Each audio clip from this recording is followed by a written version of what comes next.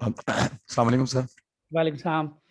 हाँ जी. Actually, sir, yes, sir, Dr. Rishi is on leave today, so अच्छा. we are actually organizing this event. You're Dr. Abdul Hakim, Abdul Rahman. Sir, yes, we all together, Dr. Abdul Rahman, Dr. Fahim, अच्छा. and myself. This is Ayaz Zohaib from IT. Okay. Should we start for more participants for 5 minutes? Or Yes, start? sir. It's up to you, sir. It's your call. If I you want to think wait, we should wait for another 5 minutes for. yes, sir, sure. So I've already make you the host, so you can wait as you want. Uh, we will start in 5 minutes, inshallah. Sure. Sir.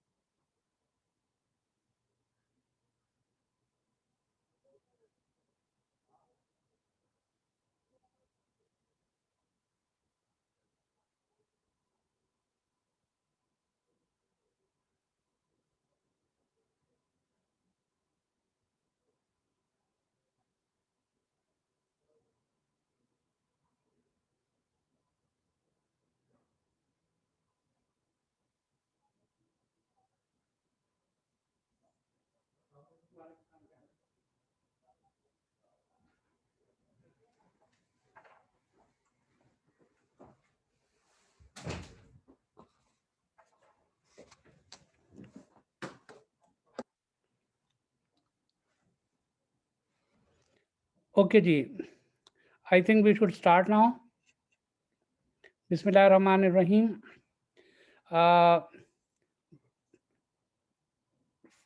Once again, I'm thankful to Liaquat University. I hope everybody is listening to me. Once again, I'm thankful to Liaquat University of Medical Sciences, Hyderabad, for hosting this wonderful academic activity during this pandemic.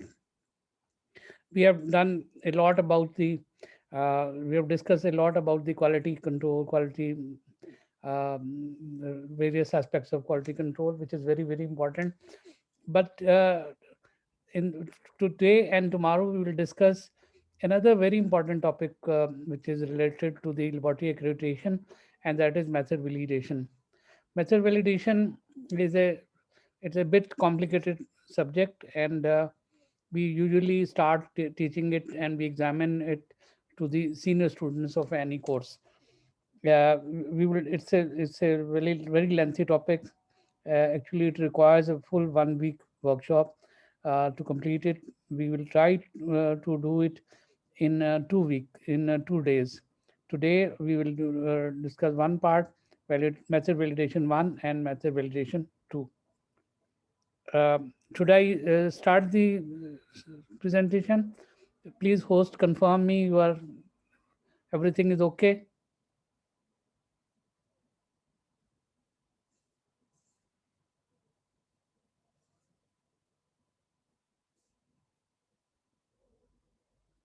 Host, please, can you give me a Hello, Assalamu alaikum, sir. is it Yes, sir. everything is okay? Yes, sir. Everything is okay. Okay. Thank you very much. So Thank you. now I actually start the topic. This is the specific learning outcome. Students will be able to describe the steps carried out in method validation. Now, first of all, I'll start with a term which is called metrology. As usual, I would like my students, since this is a course, we hope that you all have a pen and paper with you, and you can write for your own answer. And if you like, you can share the answer in the chat. Uh, uh, and if if you have any question, also you can write on the chat, or uh, you can write the answer also in the chat. But I can't find the chat box. Okay. So what is meteorology? Meteorology is a big science. Is a science of measurement. You know, there are institutes also in one in Islamabad and other countries also. They are called institutes of meteorology. It is not meteorology, which is weather, which is related to the weather and atmosphere.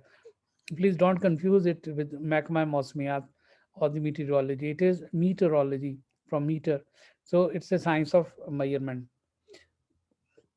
What is significance? Meteorology provides access to knowledge through measurement of observation of phenomenon. It is in all walks of life. You measure the everything which you deal in your business. You protect environment. You manage your transactions by meteorology, and you can control your quality by meteorology. So it's very important, not only in laboratory, not only in medical sciences, but in all other walks of life. Meteorology is very important, the science of measurement. There are 4 pillars of meteorology. Can anybody name 4 pillars of meteorology? Please write it if you know it, or you can write in the chat box uh, if you know about the meteorology. What are the 4 pillars of meteorology?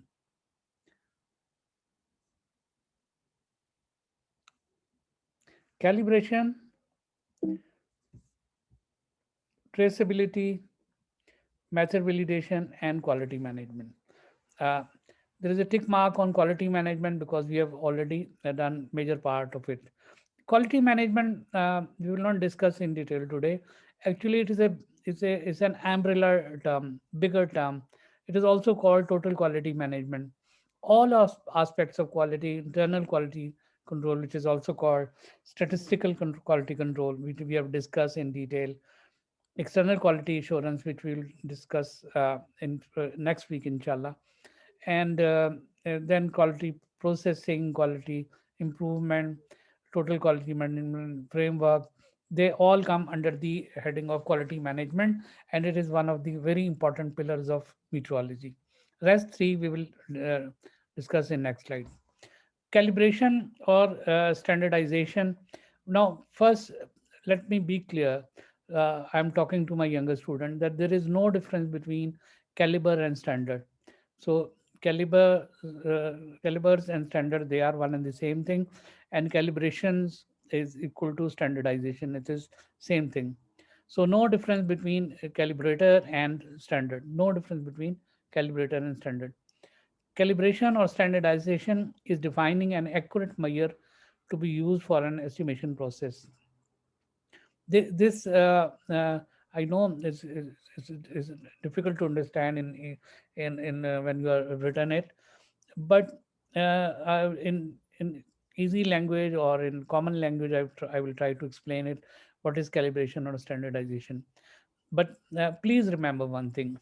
Since all of you, mostly or most of you are from laboratories, please remember this thing. All laboratory tests, all laboratory tests which are quantitative tests, do require a standard, you which is also called calibrator. Sometimes one calibrator, one standard, sometimes two, three, four, five standards. But without a standard, you cannot do a quantitative measurement. Sometimes that standard or calibrator is quite obvious and you deal with it. Sometimes the manufacturers have already done the calibration and it is hidden. And sometimes for example, in blood gas estimation, blood gas analysis, people may not be knowing where is the calibrator, where are the standards. They are in the solutions. The gases are mixed in the those bottles which are used for as C1, C2, calibrator 1 and calibrator 2. So remember, what a calibrator standard is a must for any quantitative measurement. A common day example is a meter. You know, meter. When you go to the market to buy cloth, or what shopkeeper does it, it measures, and you say the shopkeeper that you want 2 meters of the cloth. Shopkeeper takes a rod like which is like this and measure the cloth against this rod, and you believe it that it is 2 meter. So, from where this meter has come, which the shopkeeper is using, have you ever wondered about it? Where this meter have come? When we buy 1 meter of cloth, the shopkeeper measures both against a rod called meter, a cloth against a rod called meter. From where this meter has come? This is very interesting, and we should know it. Our students should know, although it's not exactly your curriculum, but it's a general knowledge. It is There is a rod made of platinum, 10% iridium alloy, kept somewhere in ideal conditions. Maybe in United States, maybe in Switzerland. That rod is exactly 1 meter, and all the meters have derived from that rod. And the meter you are seeing in the shops, they are derived from that meter. So the meter, but now there is some improvement in from since 1980s. The meter is currently defined as the length of path traveled by light in a vacuum in i- 1 in of second. uh, so this is now more scientific and more complicated, but this is called standardization. So for everything there is a standard, and it is kept at some some international organizations, they are managing it.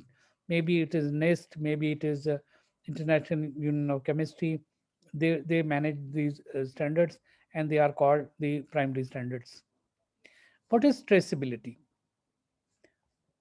What is traceability?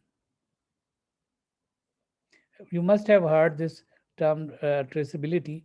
So I can't see chat today. I don't know what is the technical issue, but I can't see your chats.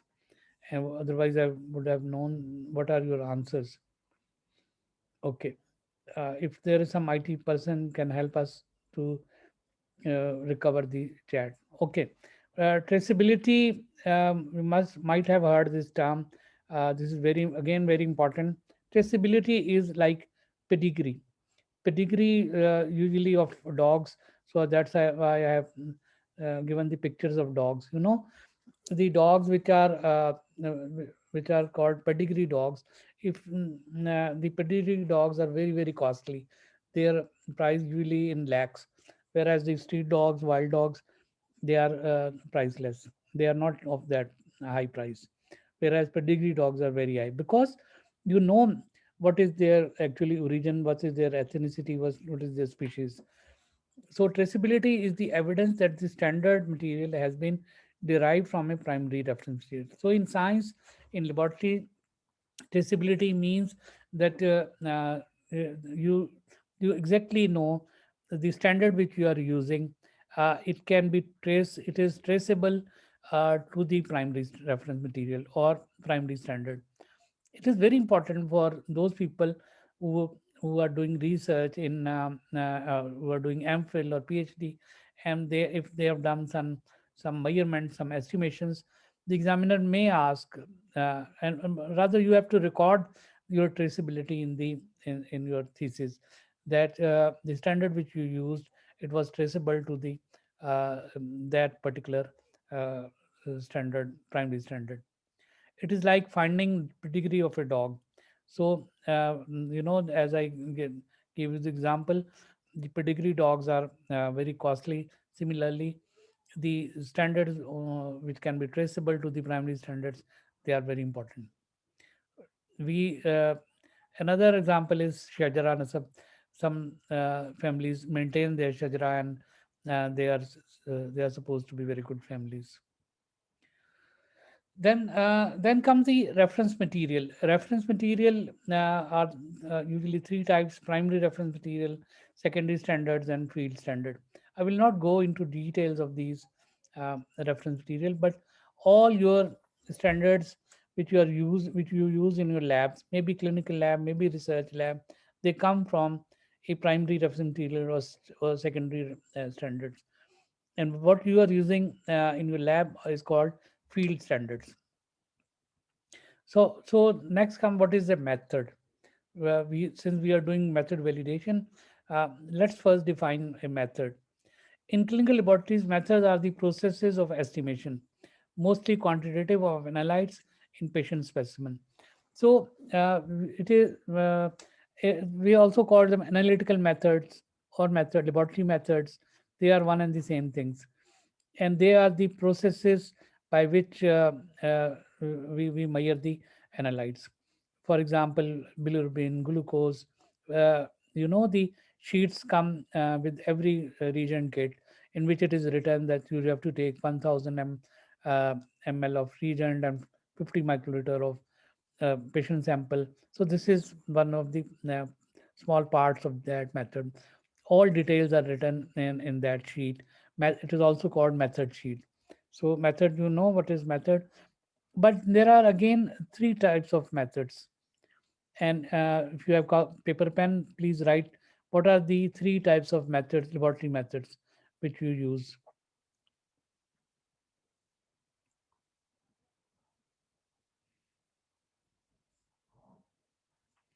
Okay, they are field methods which you use in the clinical laboratories. Then there are reference methods used for validation of field methods. So field methods are validated against the reference method, and there are definite methods. These methods are with ultimate accuracy. If you allow me, I will give you an example of calcium estimation.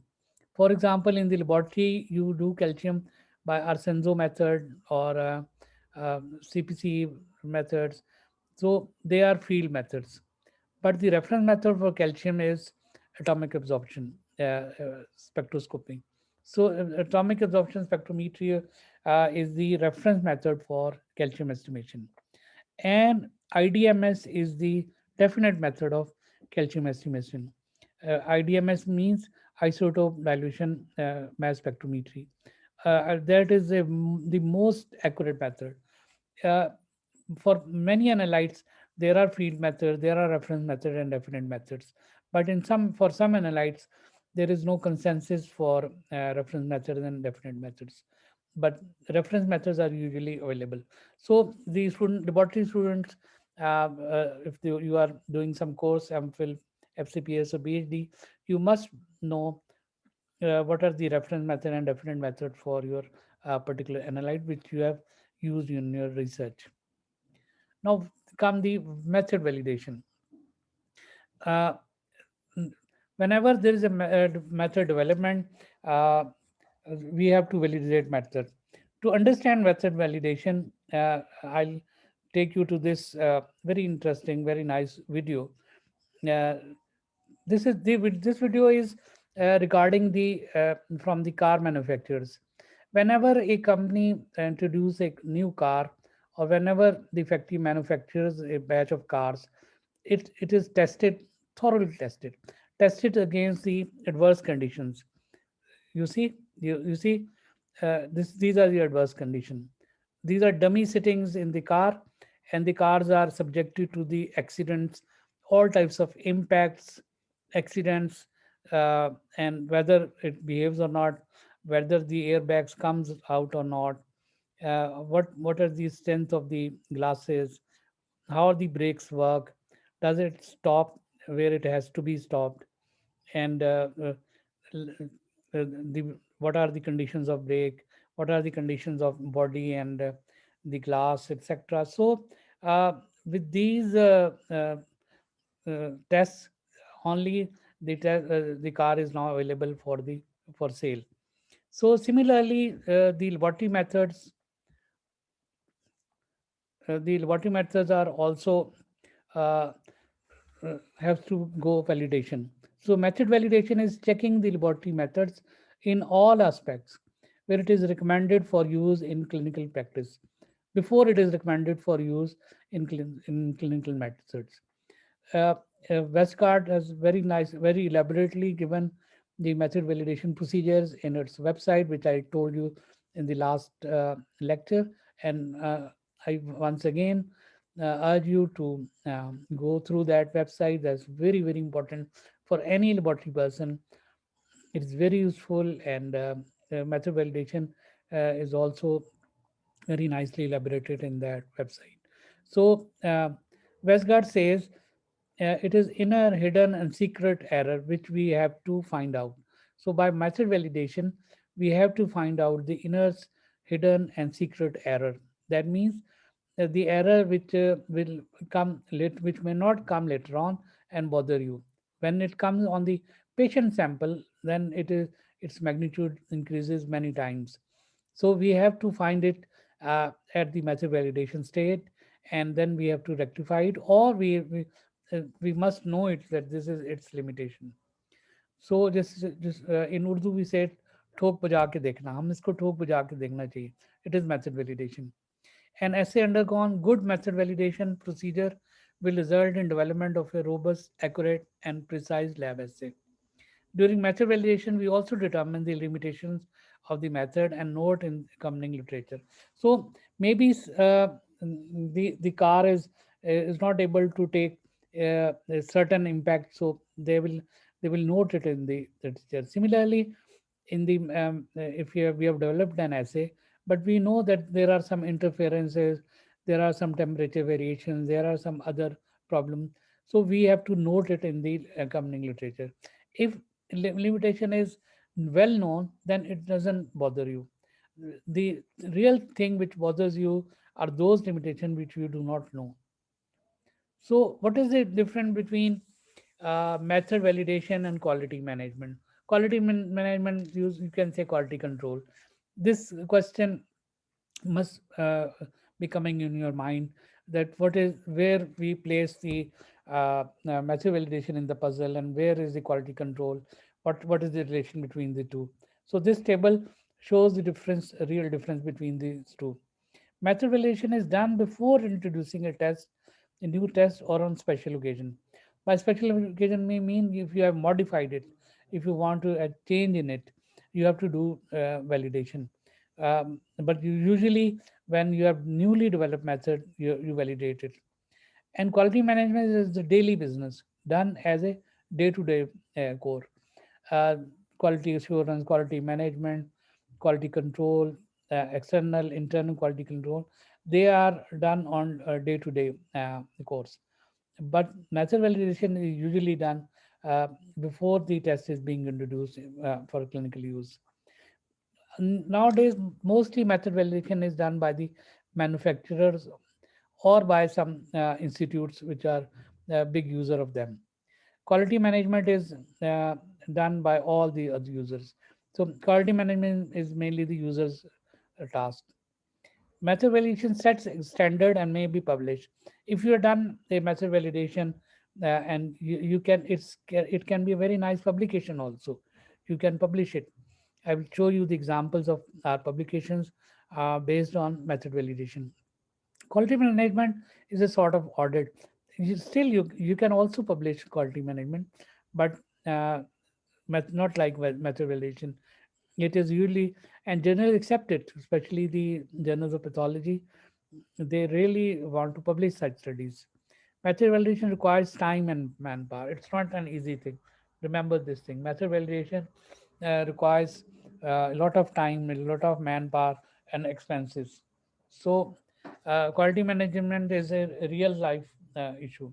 It goes on. It goes on, and it is part of the your routine laboratory expenses.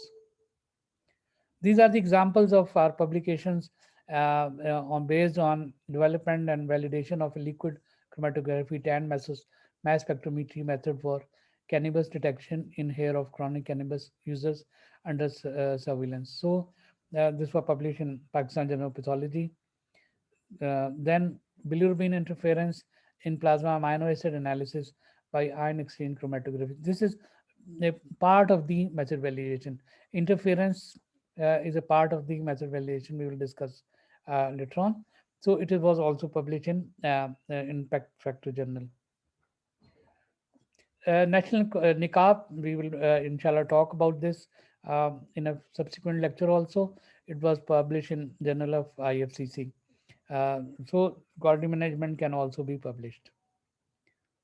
So this slide summarizes, you select method of analysis, you validate it, you develop method, then you implement it, and then you do statistical quality control.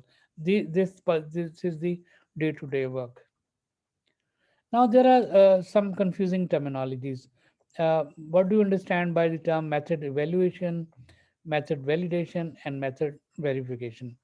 Uh, in literature, you may find these terms method evaluation, method validation, and method verification. And mind you, they are also used interchangeably. Sometimes they are not very strict in their meanings. They may be used interchangeably. So let me give in brief what these terms mean. Uh, Instead of reading the details, I'll just tell you one thing, that method evaluation is usually done by the manufacturers. It is a very thorough procedure, and especially if the test which you have developed is of high complex. For example, analytical techniques, HPLC, GCMS, tandem. You have developed a method on tandem. You have developed a method on GCMS. You have to do method evaluation, and that will be really a publication, good publication also. That can also be your part of your thesis, your part of your research. Then method validation is lesser complex, moderately complex methods, and it is less vigorous, and you can do it in common labs also, on common analytes. Method verification is a brief procedure. You just take one or two claims of the manufacturers and you verify it. For example, if the manufacturer said that it has got this much CV and this much SD, there are procedures which you can verify the manufacturer's claim and or reject it. Similarly, reference values which are given by the manufacturers, you can verify it by a short procedure. This is called method verification. Now, next question is what best describes method validation? What best describes method validation? You can write on paper. What do you think is the best thing? Error assessment, error assurance, error avoidance, error announcement, eternal agony. What do you understand by method validation? What best describe method validation? Okay, it is error assessment. So remember this thing. Method validation is finding. It is like a investigator who uh, who takes all the aspects in consideration, goes into detail, investigate and dig out any hidden secret error, and then assess its magnitude, and if possible, rectify it or write it in as a limitation of the method. Method validation is about error assessment. That is the secret. Estimation error in a test result produced by a method to be sure that amount of error won't affect the interpretation of the test result and compromise patient care. If errors are so large, they can cause an incorrect interpretation. Method is not acceptable. To be acceptable, the observed errors need to be small relative to changes that will cause a change in the interpretation of a test. So, if the error is of high magnitude, then you reject that method, or if it is acceptable, then you can go on with the method. When should method validation be done?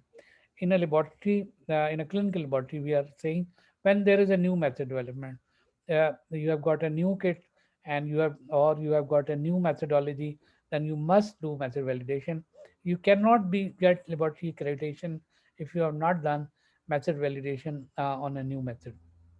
A revision of established method, you have made some changes in the method. When established methods are used in different laboratories, different analytes, etc. QC indicates method changes. When there are indications that QC indicates that there is a need for method change, then you must validate before using clinically. And very interestingly, in FCPS exam also. So, for those who are to appear in FCPS final exam, this is a very, very important part of the practical, about 2.5 hours practical of method validation, and that's a really exhaustive, and students usually, but good students, they do a lot of practice and pass this module also. Write three types of method characteristics when selecting a method: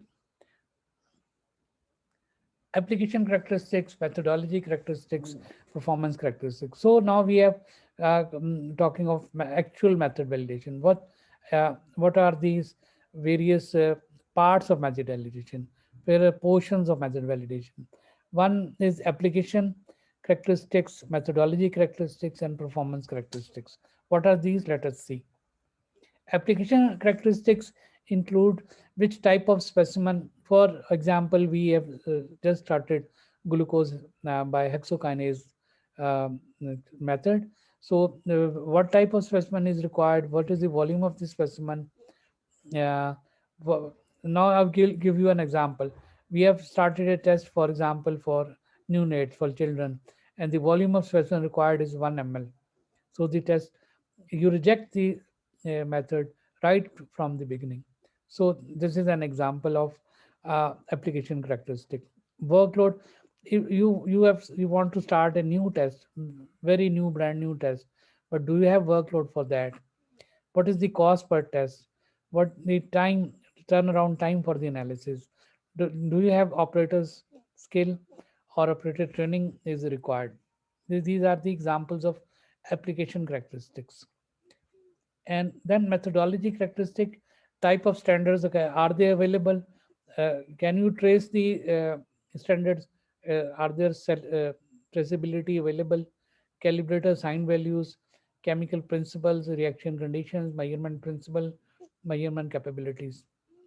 So these are actual technical things, uh, which y- uh, which you when you have got the kit, you have got the reagent, then you take out the literature and find these things. what are the standards, are standard traceable or not, uh, what is the values of the calibrators. The previous one, this application characteristics before buying the kit. You have not bought it, there is a suggestion that you have to buy the kit. So before buying the kit, before procuring it, you will see all these things. Once you have bought the kit, kit has arrived to you, you open the box, you take out the methodology sheet and see all these things. But if there is a problem in the method, in the calibrator, etc., you reject the method without going further. If it is okay, then you go to the performance characteristics. These are very important performance, and only three, only few are written here. We will discuss in detail what are the performance characteristics. Now I'll give you some case scenarios, and you will tell me which characteristic we are talking about.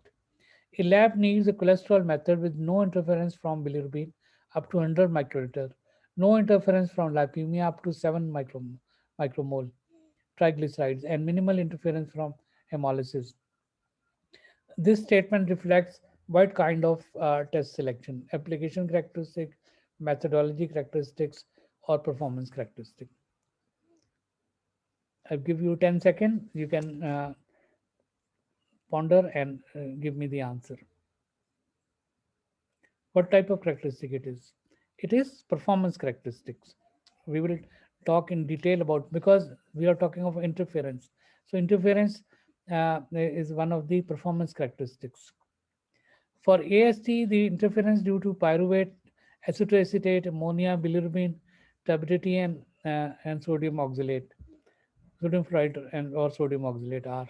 So what type of characteristic we are talking about? Application methodology or performance? It is methodology characteristics. Okay. Then we are a small lab with limited resources. Does this statement describe any selection characteristic? Yes, it is application characteristics. Application characteristics. Because you are talking about the load, workload, and your own size, and etc. So this is before ordering the test.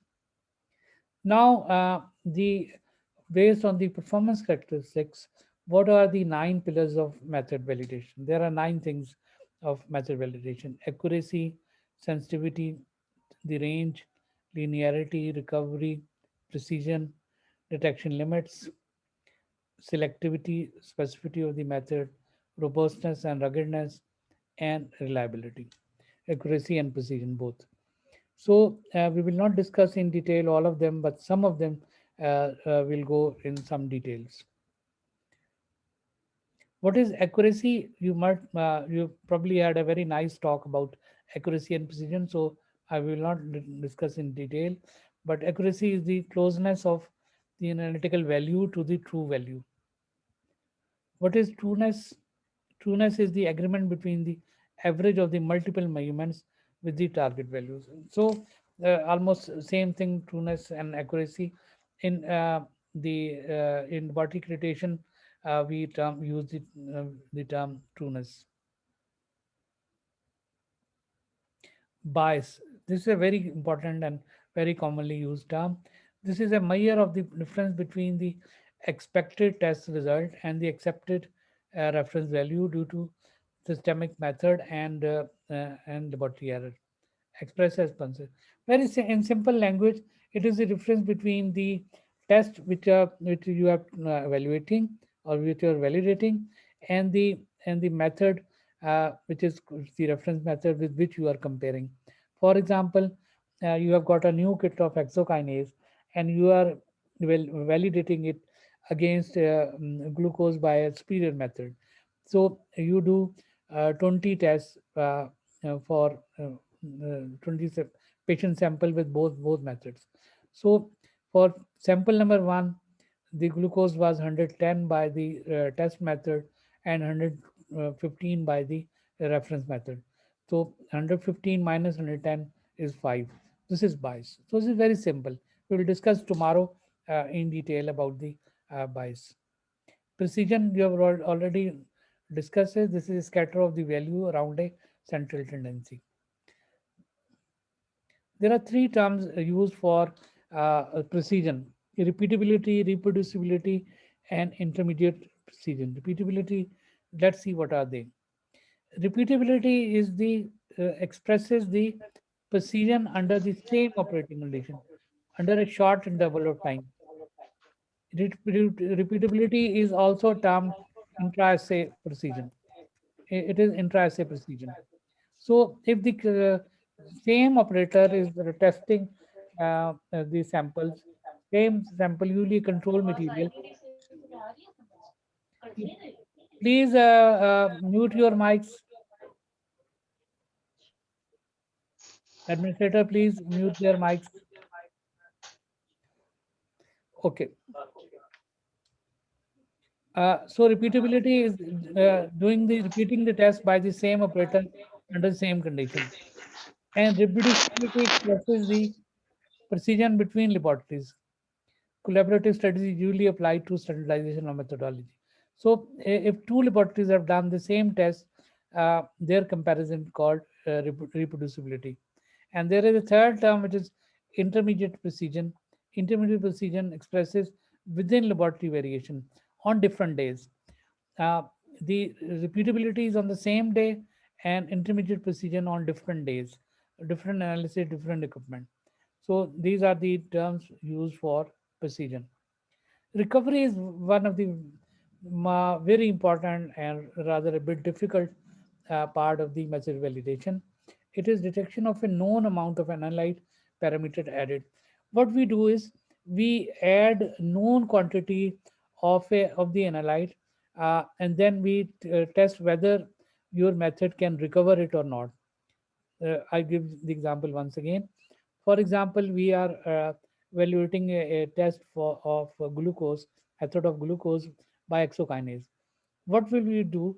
We will add, for example, 50 milligram of glucose in a test tube, and we will measure it.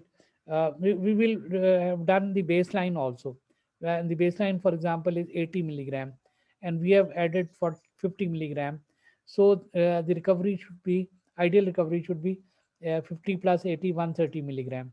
So uh, we see whether your method can recover the 50 milligram added or not, or does it do it 47, 48, or how much? Because and this is called percentage recovery.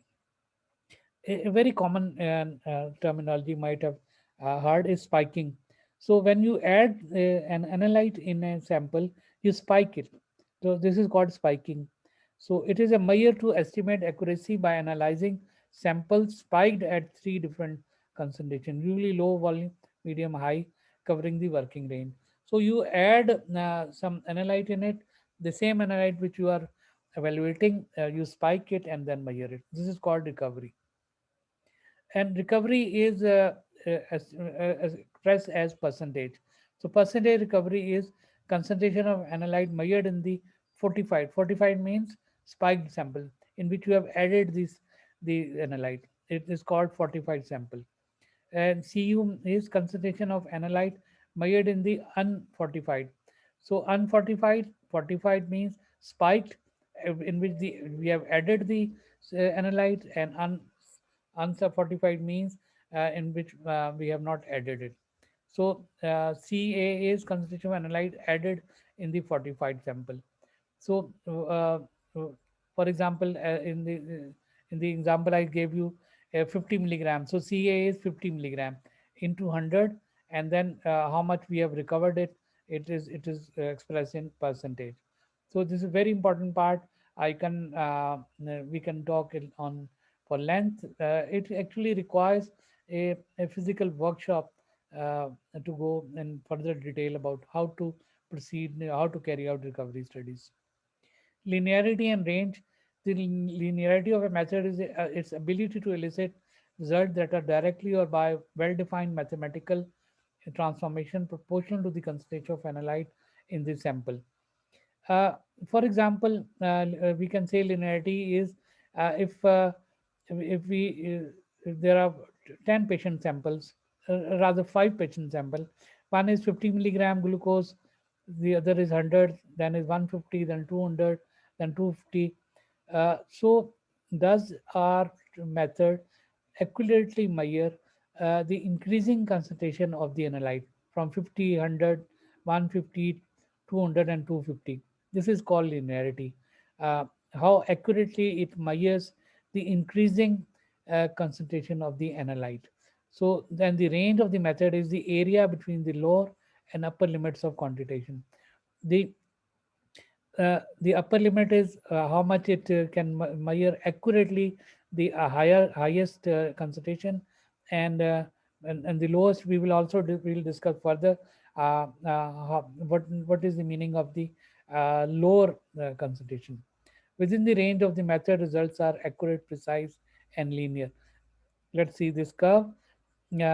This is sorry, this is C1 and C2, and C1 is the test which the kit which we are validating, and C2 is the kit which is the reference thing. For example, again we are validating a kit of glucose, so we will do 5 or 6, really 5 concentrations, and we will compare it and plot it like this. For example, if there is zero point 0.5 and concentration 0.5 millimole, and what is the zero point 0.5 is the in the reference method, and in index method is near zero point 0.5. We will write make a spot here, then second spot, third spot, fourth, fifth. In zero point 0.6 milligram, zero point 0.6 millimole, the actual index test has measured it like 0.57 millimole. So here we have make a dot, and similarly dot here, and then the best fit line we draw it. It is called linearity or range. Another term is limit of Planck. Whenever you see a kit literature these days, they have written these terms: limit of Planck, limit of detection, and limit of quantification. LOB, LOD, and LOQ. You must know what is LOB, LOD, and LOQ. LOB is defined as the highest apparent analyte concentration expected to be found when replicates of sample containing no analyte are tested. Please try to understand. It is the you have not added any analyte. You have not added any patient sample. You have not added anything. Just reagent. It is just the reagent, and you do the test. And if you find something, there are some reading of absorbance. It is called limit of blank. Limit of blank is estimated by measuring replicates of a blank sample and calculating the mean result and the SD. So without adding anything, it is just black sample, and you measure it 3 times or 4 times, and you calculate mean and SD. So LOB is mean blank plus 3 and 3 SD. Mean blank plus 3 SD is LOB, limit of blank. And limit of detection is the LOD is of a method may be defined as the concentration of an analyte which gives rise to a signal that is significantly different from the control. It is the lowest concentration of the analyte, which give a reading. Reading is also called signal. The reading is called signal uh, as compared to the blank. So the LOD is the lowest concentration of analyte that can be distinguished from the background. The results obtained at the limit of detection are not necessarily accurate. It is just uh, the analyte has just been detected, but we are not sure about the accuracy and precision. Please remember this thing. Limit of detection is the lowest amount that your method or kit can determine without the confidence of accuracy and precision. Again, giving the example of glucose, we are interested in, for example, for the diagnosis of hypoglycemia, the lowest amount which our kit can detect. Uh, so we will say what is the LOD of hexokinase for glucose. It is written in the kit. It is 20 milligram. So that means if the patient has got blood glucose of 20 milligram per deciliter, our kit can detect it. Uh, it can detect, although without much accuracy or precision, but it can detect 20 milligram per deciliter. Clinically, it is important for children, for neonates, because in neonates, hypoglycemia occurs at relatively lower levels of glucose. So, low limits of detection are quite important. LOD. So, how we calculate LODs? There are many methods. One method is measure 20 replicates of lowest calibrator. You take lowest calibrator, or you prepare your own calibrator. That means you take distilled water, add 20 milligram of glucose, and measure it for 20 times. And then you can calculate by mean plus SD, or mean plus 3 SD. Multiply SD by 3 and add it in the mean. It will be LOD. Or if you have already done with the LOB, then you can add 3 SD in it. There are other methods also in which 3, 4, 10 SD uh, uh, can be are used for LOD calculation. Then another term is LOQ, limit of quantification, limit of quantitation. Limit of quantitation is the lowest amount which you can detect reliably. So what is different between LOD? LOD is the lowest amount of the concentrate which you can measure without confidence of accuracy. But LOQ is the lowest amount which you can measure with accuracy and precision. So sensitive, you in your laboratory practice must have heard the term sensitive TSHSA.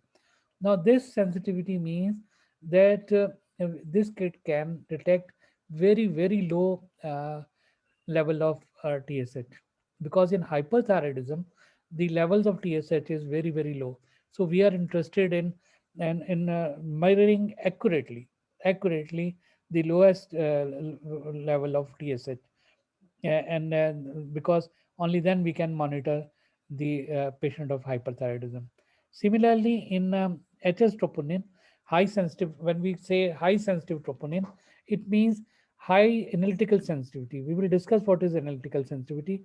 So what we are talking of lowest limit of, if we say this kit of troponin is highly sensitive, because its limit of quantification is quite low. It can measure with precision and accuracy very low quantity of troponin.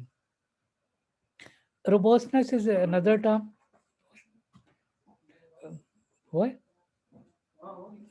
Good. Robustness is the capacity to remain unaffected by small but deliberate variation in method parameters. Capacity to remain unaffected by small but deliberate. Uh, in common language, we can say what is the strength of your test.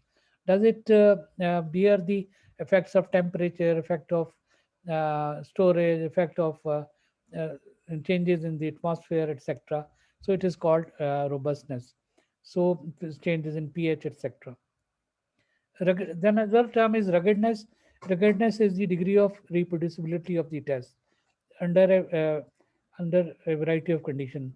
Different laboratories, different analytes, different instrument, different regions, different days, and is expressed as CV percentage.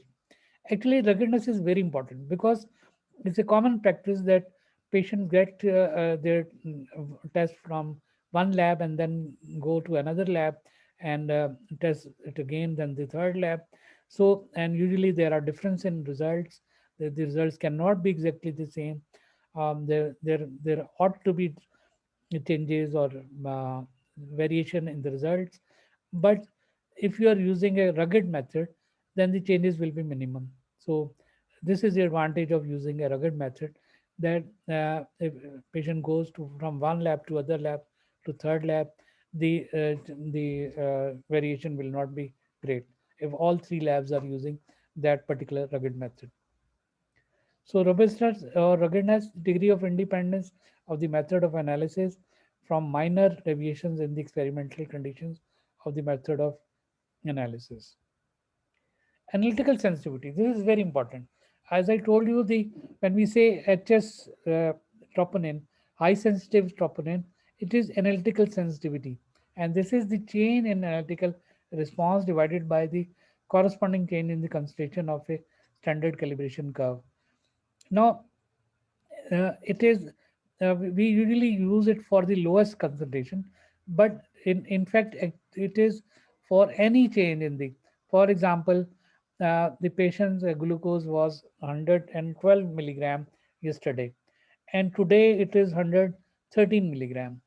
So if our kit, our region system is very sensitive, it will accurately measure. It can differentiate between 112 yesterday and 113 of today. But if the your system is not that sensitive, kit is not that sensitive, it will say 112 again, and it will not be able to detect this minor change. So any system which can detect minor changes in the analyte is called an sensitive assay. But usually we use it for the lowest. So as I give you the example of TSH, uh, because we need very accurate measurement for hyperthyroid patients. So a low TSH is very important. Then analytical specificity means does the kit test exactly the analyte which we want to test. A great example is of creatinine. Uh, the creatinine has got a lot of interference from hemoglobin, from bilirubin.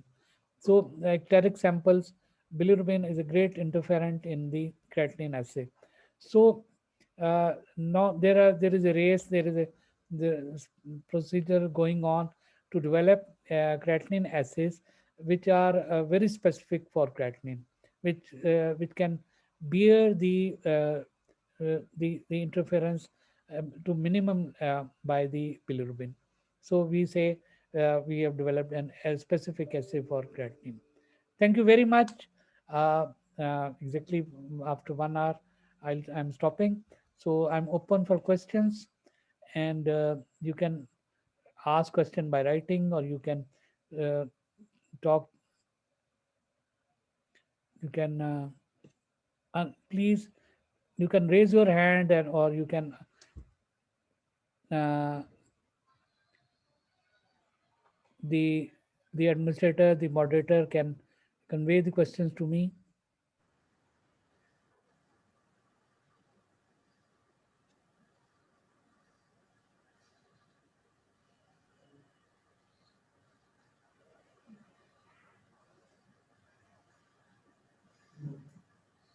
Any questions? Thank you very much. There are 100.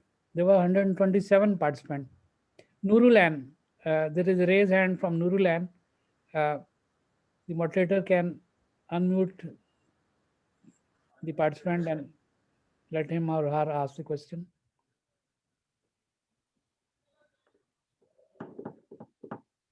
Sir वो जो हाथ उठा के बैठे हुए जिन्हें हाथ दिया उनको रूल जैसे लाल प्लेयर मार मार उनको अनम्यूट कर दो जी please.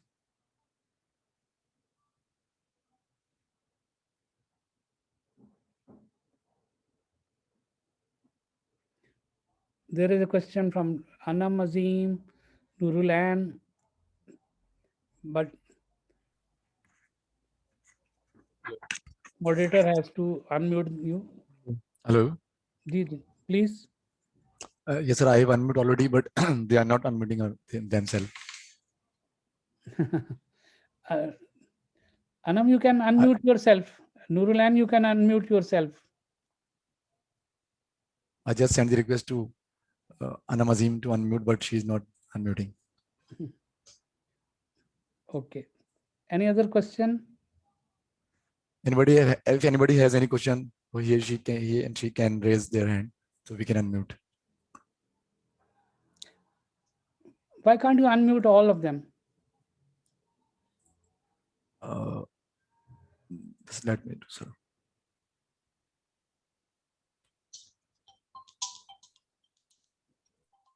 Sir, I have given the rights to all. They can unmute themselves.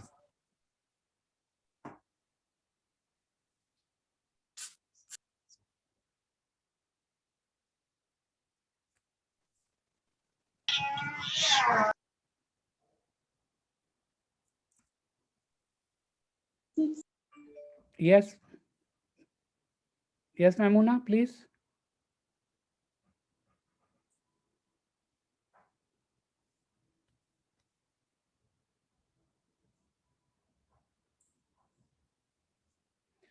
I think there are no questions. If you still have, and you couldn't ask questions here, please, you can send me. Personally, I have a good news for you. There is a small booklet also for method validation, mostly derived from Westcard website, and I'll share you with you. I'll send it to the moderator, and then they can share you by whatever mean they feel like. It will very nicely summarize what we have talked today, and you can also have the recording very soon, inshallah. Thank you very much. Thank you, moderators. Thank you, all of you, for being part of this session. I also enjoyed talking to you. Thank you. Allah Hafiz.